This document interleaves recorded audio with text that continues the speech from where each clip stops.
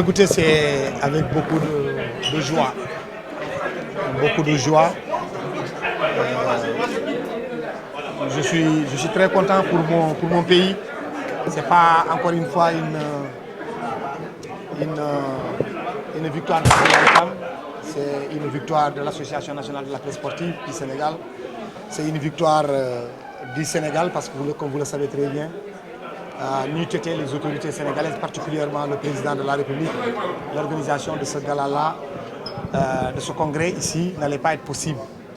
Donc je tiens d'abord à féliciter, à remercier le président de la République, son Excellence Macky Sall, le Premier ministre Amadou Ba, l'ensemble des membres de son gouvernement,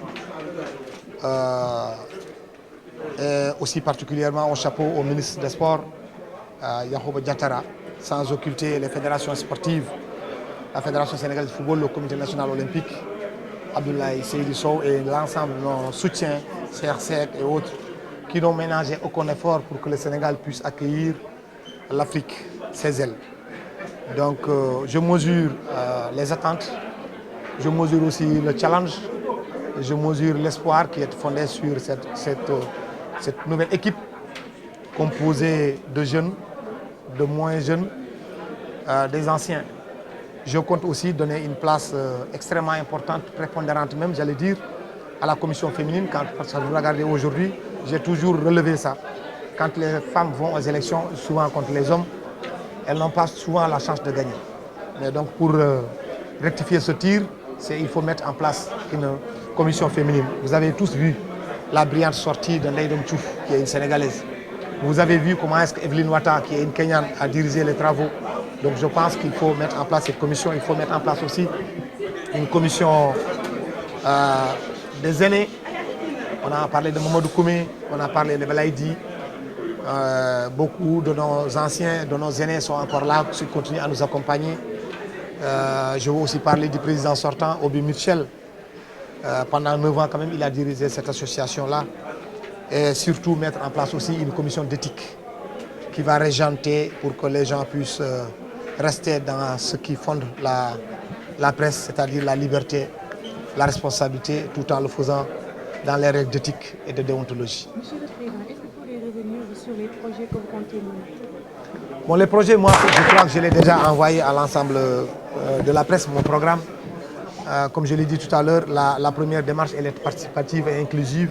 C'est pourquoi j'ai voulu tout à l'heure, à l'entame, dire à tout le monde qu'il faut que l'Afrique, dans sa globalité, dans sa diversité, puisse être représentée dans le comité exécutif. J'ai tenu à ce que l'Afrique du Nord soit là. J'ai tenu à ce que l'Afrique du Sud soit là. Quand je parle de l'Afrique du Sud, c'est zones. J'ai tenu bien à ce que l'Afrique de l'Ouest soit là et l'Afrique de l'Est soit là. J'ai tenu aussi qu'on prenne en considération les langues, que les Anglais soient là, les francophones. Ce n'est pas parce que je suis francophone qu'obligatoirement qu'il n'y a que les Français, les francophones qui doivent être ici.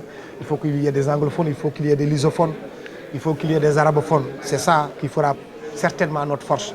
Mais surtout aussi faire en sorte de rétablir de bonnes relations avec la CAF, avec la FIFA, avec l'ACNOA, avec l'ensemble des fédérations. Vous avez tous entendu, j'ai hérité d'une association où il n'y a pas un centime dans les comptes, pas un seul centime.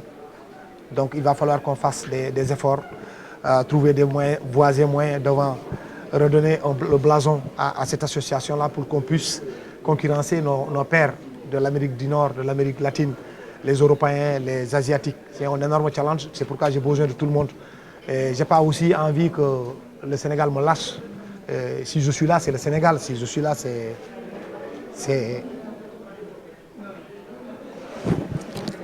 Voilà.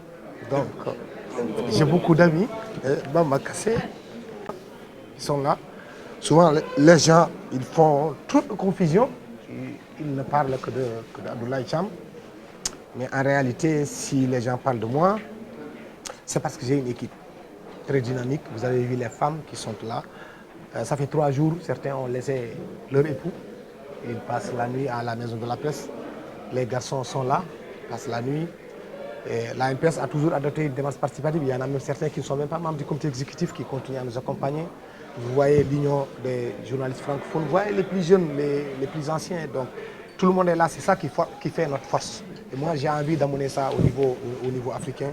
Ce n'est pas facile, mais c'est un challenge, il va falloir le relever. Merci.